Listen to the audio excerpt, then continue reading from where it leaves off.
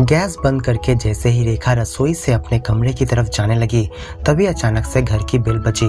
दरवाजा खोलने पर सरला जी हाफते हुए घर के अंदर प्रवेश की।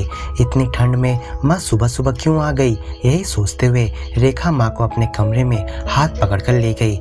माँ का मुरझाया हुआ चेहरा देखकर उसे कुछ समझ नहीं आ रहा था कि आखिर बात क्या है। माँ का हाथ अपने हाथों में लेती हुई रेखा माँ से पूछने लगी, क्या बात है माँ, तुम इतनी सुबह सुबह यहाँ पर चली आई हो, घर पर तो सब ठीक है ना। माँ के नेत्रों से दो टूक आंसू बह निकले और वो धीमे स्वर में बोली, नरेश अब पूरा बदल गया है बेटा। जब से उसकी शादी हुई है वो पत्नी का धीरे धीरे गुलाम बनता जा रहा है।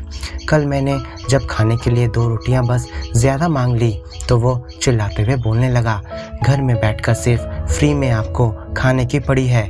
पता भी है आजकल बिना काम किए एक वक्त का खाना भी कोई नहीं देता है।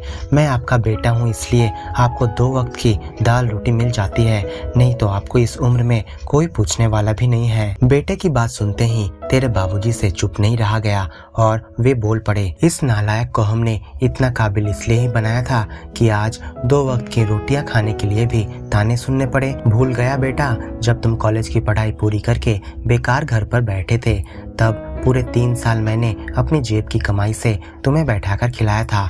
वो दिन तुम कैसे भूल सकते हो, जब तुम्हारी नौकरी लग जाने पर भी मैंने तुमसे घर खर्च के लिए कोई पैसा नहीं मांगा। तब तुम्हें याद नहीं आया कि हम फ्री में इस घर में खा रहे हैं। शादी के बाद जब बहू ने इस घर में कदम रखा तब तुम्हारी नौकरी की तनख्वाह इतनी नहीं थी कि तुम घर चला सको। तब घर खर्च कौन दिया करता था बेटा। पत्नी के इशारे से अब बेटा नरेश दीनदयाल जी के सामने चिल्लाते हुए बोला, बाबूजी तब की बात अलग थी, तब इतनी महंगाई भी नहीं थी, तब थोड़े से पैसों की भी बहुत कीमत थी, पर अभी इतनी महंगाई है कि आपके कमाई से अभी के ज़माने में एक टीवी भी नहीं लिया जा सकता। मैं अपनी मेहनत से आज इतनी ऊंचाई पर पहुंचा हूं, इसमें आपने किया ही क्या है। बेटे की इन सब बातों को सुनकर दीनदयाल जी का गुस्सा 7वें आसमान पर पहुंच गया। आज तू पढ़ लिख कर बड़ा हो गया है इसलिए तेरे मुंह से ये सब बातें निकल रही है।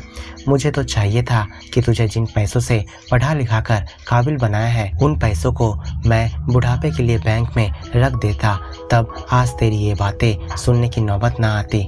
इतना कहकर सरला जी चुप हो गई। उनके गले का आवाज अब रूंध आया था, आंखों से निर्जर अश्रुधारा बहे जा रहे थे। रेखा ने अपनी माँ को चुप कराते हुए कहा, बाबूजी ठीक ही कह रहे थे माँ, अगर आपने अपने बेटों पर किए गए खर्चों को बैंक में जमा करके रखते तो आज ये दिन आपको न देखना पड़ता। मैंने आपको ये बातें पहले भी कही थी कि कुछ पैसे बैंक में जमा करके रखिए, वो भी अपने नाम से, क्योंकि छोटे भैया का कोई भरोसा नहीं है और बड़े भैया तो विदेश जाकर आपको पूरी तरह भूल ही गए हैं।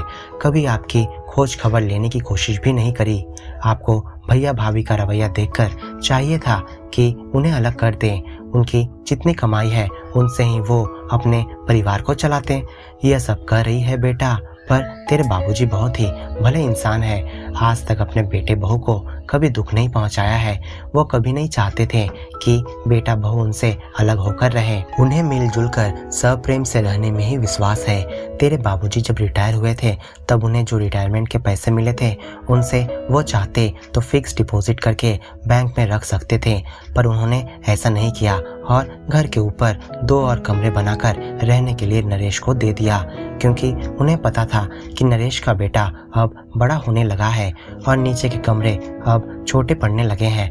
कहते हुए सरला जी कुर्सी पर जाकर बैठ गई। रेखा और अमिताभ की शादी को हुए अभी 2 साल हो गए थे।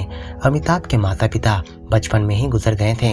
रेखा और अमिताभ अकेले ही 3 BHK फ्लैट में रहा करते थे। इन 2 सालों में रेखा के माता पिता कई बार उनसे मिलने तो आए थे, पर रेखा को पहले से ही इसके बारे में पता होता था। पर आज उसकी माँ उसे बिना कहे ही आ गई थी, इसलिए वो माँ के लिए खाने की तैयारी नहीं कर पाई थी। अब वो झटपट रसोई में जाकर माँ के लिए खाना बनाने लगी। कुछ समय बाद फिर से दरवाजे की बेल बजी। अब दरवाजा खोलते ही भैया भाभी दोनों तूफान की गति से घर के अंदर चले आए। अंदर आते ही भैया ने कहा, माँ कहाँ है। भैया को देखते ही रेखा ने अब गुस्से से कहा, अब आपको माँ की जरूरत क्यों पड़ गई। जब माँ आपके घर थी तो आप उन्हें बेइज्जत करते रहें और आज मेरे घर आकर रह रही है तब भी आपको चैन नहीं है। पापा सुबह से घर नहीं आए हैं बहन, न ही उन्होंने सुबह से कुछ खाया है। मैंने हर जगह रिश्तेदार के यहाँ फ़ोन करके पूछा है पर कोई खबर नहीं मिली उनकी। मुझे बहुत फिक्र हो रही है उनकी। जिस बाबूजी को तुम खाने के लिए नसीहतें देते हो आज तुम्हें उनकी टेंशन कैसे हो गई। तुम्हें तो खुश होना चाहिए कि वे तुम्हारे घर से चले गए हैं, रेखा ने अब तीखे स्वर में कहा। अब नरेश एक के बाद एक कमरे में अपनी माँ को तलाशते रहा और आखिर में किचन के पास वाले कमरे में प्रवेश करते ही उसने माँ को पाया जो अभी बिस्तर पर लेटी आराम कर रही थी। उसने जाकर माँ का दोनों हाथ पकड़ लिया और आंसू बहाते हुए बोला, माँ मुझे माफ कर दो, मैं नहीं जानता था कि आपने और बाबूजी ने मेरे लिए कितने त्याग और परिश्रम किए हैं। मैं आज कुछ पैसे जमा करने के लिए बैंक गया हुआ था। बैंक के मैनेजर ने देखते ही मुझे पहचान लिया कि मैं दीनदयाल जी का बेटा हूँ। उन्होंने मुझे अपने केबिन में बुलाया और कहा, बेटा तुम बहुत ही किस्मत वाले हो कि तुम्हें इतने अच्छे माता पिता मिले हैं। उन्होंने जो तुम्हारे पढ़ाई के लिए लोन लिया था उसे उन्होंने समय से पहले ही चुकाया है और इसलिए बैंक ने तुम्हारे पापा को सबसे विश्वसनीय ग्राहक का दर्जा दिया है। कुछ समय पहले जब वे बैंक आए थे तब उन्होंने मुझसे अपनी 2 लाख की फिक्स डिपॉजिट समय से पहले ही तुड़वाने के लिए अनुरोध किया ताकि तुम्हारे ऊपर पैसों का कोई दबाव ना आए और तुम अपने बेटे का एडमिशन स्कूल में करा सको। उन्होंने जो तुम्हारे लिए और अपने पोते के लिए 10 लाख की फिक्स डिपॉजिट करवाई थी उसके मैच्योरिटी भी अब पूरी होने को आई है। इतना सुनते ही मेरे आंखों से आंसू बहने लगे। मुझे एहसास हो गया कि मेरे पिताजी ने मेरे लिए आज तक क्या किया है जिसके बदौलत मैं आज इतना काबिल बन पाया हूँ। अब माँ ने अपने आंचल से नरेश के आंसू पोंछते हुए कहा, यही बात तो बेटा तुम्हारे पिताजी तुम्हें सुबह से समझाने की कोशिश कर रहे थे पर तुम तो उनकी बातों को सुनने के लिए तैयार ही नहीं थे। बाबूजी तो कभी बिना कहे कहीं नहीं जाते हैं। मुझे बहुत उनकी फिक्र हो रही है।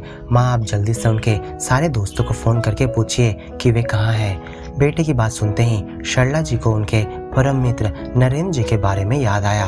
उन्होंने तुरंत फोन निकालकर उनका नंबर मिलाया। 2 रिंग होने के बाद उधर से आवाज आई, हेलो कौन? हाँ भाई साहब, मैं सरला बोल रही थी, दीनदयाल जी की पत्नी। क्या वे आपके पास कुछ देर पहले आए थे?